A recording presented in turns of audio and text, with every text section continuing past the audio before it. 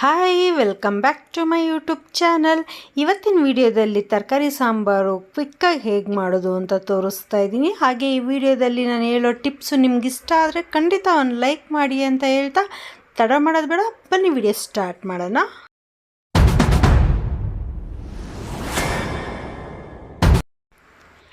So ಒಂದು ಬಟ್ಲಿಗೆ 1.5 ಇಡಿ ಆಗೋಷ್ಟು ತೊಗರಿಬೇಳೆ, 2 ರಿಂದ 3 ಸ್ಪೂನು ಹೆಸರುಬೇಳೆ ಸಹ ಹಾಕೋತಾ ಇದ್ದೀನಿ. ಹೆಸರುಬೇಳೆ ಹಾಕೋತಾ ಇರೋ ರೀಸನ್ ಬಂದು ಸಾಂಬಾರು ತಿಕ್ನೆಸ್ ಅನ್ನೋದು ಬರುತ್ತೆ, ಹಾಗೆ ಟೇಸ್ಟ್ ಸಹ ತುಂಬ ಚೆನ್ನಾಗಿರುತ್ತೆ. ನಾನಿವತ್ತು ಮಾಡ್ತಾ ಇರೋ ರೆಸಿಪಿಲಿ ಯಾವುದೇ ಥರ ಇಂಗ್ರೀಡಿಯೆಂಟ್ಸ್ನ ರುಬ್ತಾ ಇಲ್ಲ, ಅದಕ್ಕೋಸ್ಕರ ತಿಕ್ನೆಸ್ ಬರೋದಕ್ಕೋಸ್ಕರ ಹೆಸರುಬೇಳೆನ ಯೂಸ್ ಮಾಡ್ತಾ ಇದ್ದೀನಿ. ಸೊ ಇವಾಗ ಚೆನ್ನಾಗಿ ತೊಳ್ಕೊಬೇಕಾಗತ್ತೆ. ಈಗ ಸ್ಟವ್ ಮೇಲೆ ಒಂದು ಕುಕ್ಕರ್ ಇಟ್ಕೊಂಡು ಒಂದು ದೊಡ್ಡ ಲೋಟದಲ್ಲಿ 2 ಲೋಟ ಆಗೋಷ್ಟು ನೀರು ಹಾಕಿಟ್ಕೊಂಡು, ನೀರು ಬಿಸಿ ಆದಮೇಲೆ ತೊಳೆದಿಟ್ಕೊಂಡಿರೋಂಥ ಬೇಳೆ ಹಾಕೋಬೇಕು. ನಾನಿಲ್ಲಿ ದೊಡ್ಡ ಸೈಜಿಂದು ಟೊಮೆಟೊ ಸಣ್ಣಗೆ ಹೆಚ್ಚಿಬಿಟ್ಟು ಹಾಕೋತಾ ಇದ್ದೀನಿ. ಹಾಗೆ ಒಂದು ದೊಡ್ಡ ಸೈಜಿನ ಈರುಳ್ಳಿಲಿ ಅರ್ಧ ಭಾಗ ಆಗೋಷ್ಟು ಸಣ್ಣ ಕಟ್ ಮಾಡಿರೋದು ಸಹ ಹಾಕೋತಾ ಇದ್ದೀನಿ. ಇಲ್ಲಿ ಬಂದು ನಾನು ತರಕಾರಿಗಳನ್ನ ಹಾಕೋತಾ ಇದ್ದೀನಿ. ನಾನು ಹಾಕ್ತಾ ಇರೋ ತರಕಾರಿ ಬಂದು ಕ್ಯಾರೆಟು, ಬೀನ್ಸು, ನವಿಲುಕೋಸು ಹಾಗೆ ಆಲೂಗಡ್ಡೆ. ಸೊ ನಿಮ್ಗೆ ಆಪ್ಷನಲ್ಲು ಯಾವ ತರಕಾರಿ ಇಷ್ಟ ಇರುತ್ತೋ ಎಲ್ಲ ತರಕಾರಿನೂ ನೀವು ಯೂಸ್ ಮಾಡ್ಕೋಬೋದು. ಸೊ ಇನ್ಸ್ಟೆಂಟಾಗಿ ಕ್ವಿಕ್ಕಾಗಿ ಬೇಗ ಆಗಿಬಿಡುತ್ತೆ.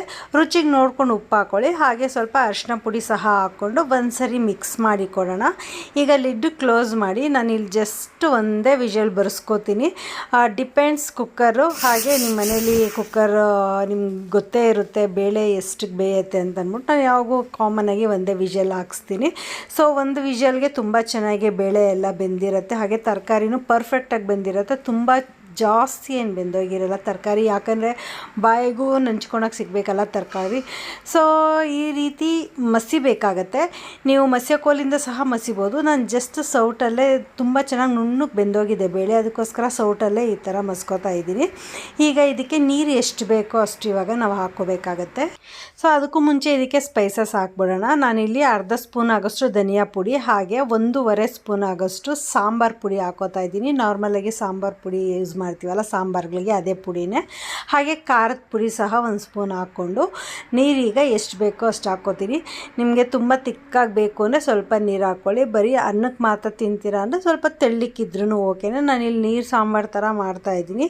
ಸೊ ಅನ್ನಕ್ಕೆ ಮಾತ್ರ ಅಷ್ಟೇ ಮಾಡ್ತಿರೋದು, ಹಾಗಾಗಿ ಜಾಸ್ತಿ ಹಾಕೋತಾ ಇದ್ದೀನಿ. ಸಾಂಬಾರು ಕುದಿಯೋ ಅಷ್ಟರಲ್ಲಿ ಒಂದು ಬಾಣಲಿಲಿ ಒಗ್ಗರಣೆಗೆ ಹಾಕ್ಕೊಳ್ಳೋಣ. ಸೊ ಒಂದು ಬಾಣಲಿಗೆ ಎಣ್ಣೆ ಹಾಕ್ಕೊಂಡಿದ್ದೀನಿ, 2 ರಿಂದ 3 ಸ್ಪೂನ್ ಕುಕ್ಕಿಂಗ್ ಆಯಿಲ್ ಹಾಕ್ಕೊಂಡು ಸಾಸಿವೆ ಸಹ ಹಾಕ್ಕೊಂಡಿದ್ದೀನಿ. ಸಾಸಿವೆ ಇನ್ನೇನು ಚಿಟಲ್ತಾ ಇದೆ ಅನ್ನುವಾಗ ಒಂದು ಈರುಳ್ಳಿ, ಒಣಮೆಣಸಿನ್ಕಾಯಿ ಹಾಗೆ ಕರಿಬೇವಿನ ಸೊಪ್ಪು ಈ ಥರ ಲಿಡ್ ಕ್ಲೋಸ್ ಮಾಡಿ ಒಗ್ಗರಣೆ ಹಾಕೋದ್ರಿಂದ ಆಯಿಲ್ ಎಲ್ಲ ಸಿಡಿಯೋದಿಲ್ಲ, ಸ್ಟವ್ ಎಲ್ಲ ಕ್ಲೀನಾಗಿರುತ್ತೆ. ಇದೊಂದು ಟಿಪ್ಸ್ ಅಂತಲೇ ಹೇಳ್ಬೋದು. ಸೊ ನೀವು ಇಲ್ಲಿ ಅಬ್ಸರ್ವ್ ಮಾಡ್ತಿರ್ಬೋದು, ಈರುಳ್ಳಿ ಎಲ್ಲ ಹಾಕಿದಾಗ ಈ ರೀತಿ ಸಿಟ್ಲಿ ಎಲ್ಲ ಏನೋ ಸ್ಟವ್ ಗೋಡೆ ಎಲ್ಲನೂ ಗಲೀಜಾಗುತ್ತೆ. ಸೊ ಸಿಮ್ಮಲ್ಲಿರಬೇಕು. ಸಾಸಿವೆ ಚಿಟಲ್ತಾ ಇದೆ ಅನ್ನೋವಾಗ ನೀವು ಸಿಮ್ಮಲ್ಲಿ ಇಟ್ಕೋಬೇಕು ಫ್ಲೇಮ್ನ. ಆವಾಗ ಏನಾಗುತ್ತೆ, ಅದೇನು ಸಿಡಿಯುತ್ತೆ ಅದು ಅಷ್ಟು ಜೋರಾಗಿ ಸಿಡಿಯೋದಿಲ್ಲ. ಹಾಗೆ ಒಂದು ಲಿಡ್ನ ಕ್ಲೋಸ್ ಮಾಡಿದ್ರೆ ನೀಟಾಗಿರುತ್ತೆ. ಸೊ ನಾನು ಹಿಂಗೂ ಸಹ ಸ್ವಲ್ಪ ಸೇರಿಸ್ಕೊಂಡಿದ್ದೀನಿ ಒಗ್ಗರಣೆಗೆ. ಫೈನಲಾಗಿ ನಾವು ಕುದೀತಾ ಇರೋವಂಥ ಸಾಂಬಾರನ್ನ ಒಗ್ಗರಣೆಗೆ ಸೇರಿಸ್ಕೋತಾ ಇದ್ದೀನಿ. ಸೊ ಇವಾಗ ಸಾಂಬಾರು ಒಂದು ಕುದಿ ಬಂದರೆ ಸಾಂಬಾರು ಫೈನಲಿ ರೆಡಿ ಆಗುತ್ತೆ. ಫೈನಲ್ ಗಾರ್ನಿಷಿಂಗ್ಗೆ ಕೊತ್ತಂಬರಿ ಸೊಪ್ಪು ಸಹ ಹಾಗೆ ಈ ಸಾಂಬಾರಿಗೆ ಇಷ್ಟಪಡೋರು ಕೊಬ್ಬರಿ ತುರಿ ಸಹ ಸೇರಿಸ್ಕೋಬೋದು. ಕೊಬ್ಬರಿ ತುರಿ ಸೇರಿಸ್ತೀರಾ ಅಂದರೆ ಅದು ಏನಂತಾರೆ, ಬೇಗ ಅಳಿಸೋಗೋ ಚಾನ್ಸಸ್ ಇರುತ್ತೆ. ಸೊ ಈ ರೀತಿ ಮಾಡೋದ್ರಿಂದ ಅದು ಬೇಗ ಕೆಡಲ್ಲ ಸಾಂಬಾರು.